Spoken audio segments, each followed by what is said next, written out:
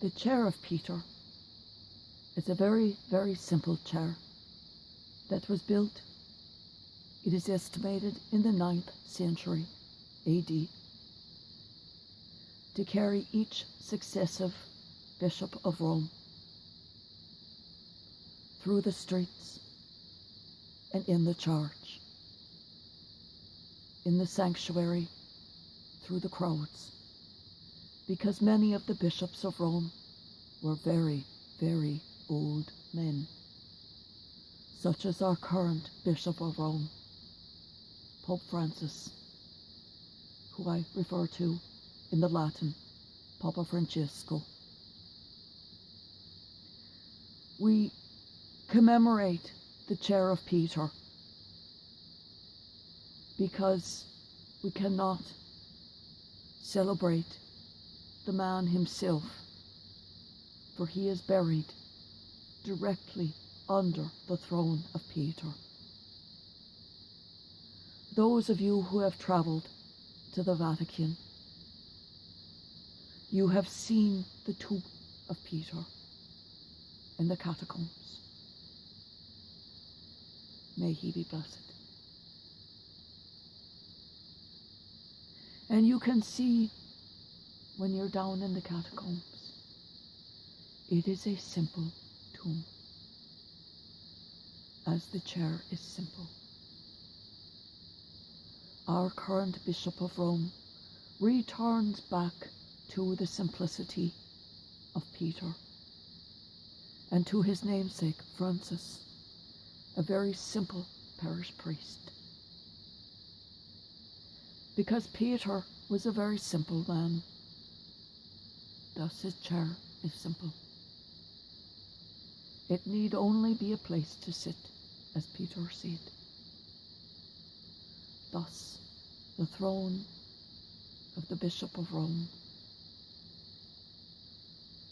is just that, a place to sit.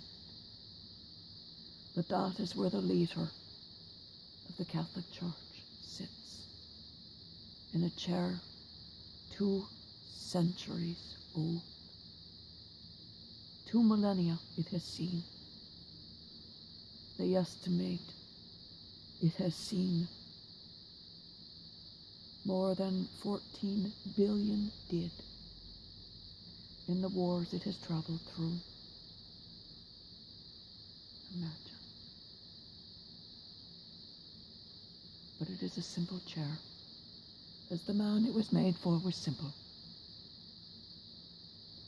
I've chosen for today's lesson a lesson of living from the Bible. It's from Leviticus 19, 1 and 2, 11 through 18. The Lord said to Moses, "Speak to the whole assembly of the children of Israel. Tell them, be holy, for I, the Lord your God, am holy. You shall not steal. You shall not lie or speak falsely to one another. You shall not swear falsely by my name, thus profaning the name of your God. I am the Lord. You shall not defraud or rob your neighbor. You shall not withhold overnight the wages of your day laborer.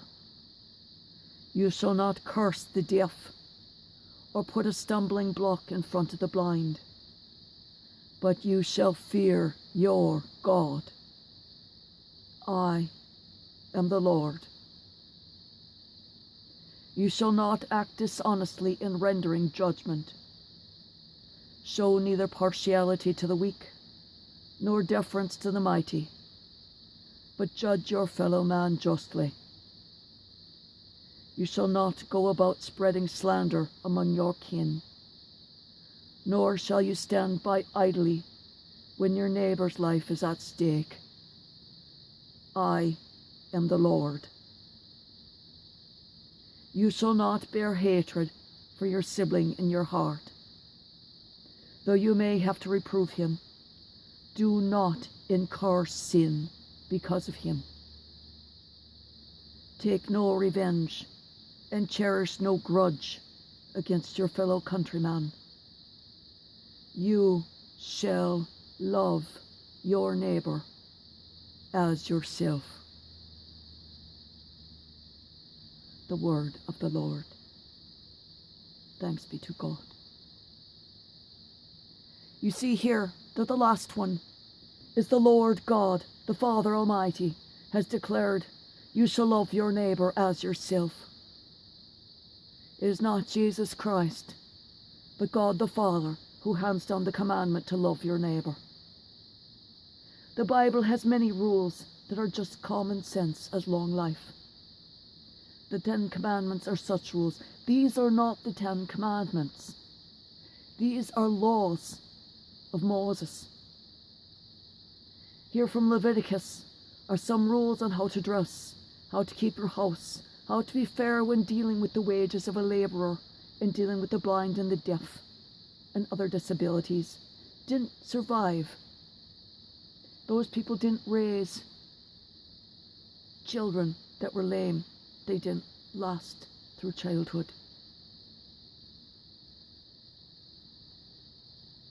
And if you had hatred for your brother,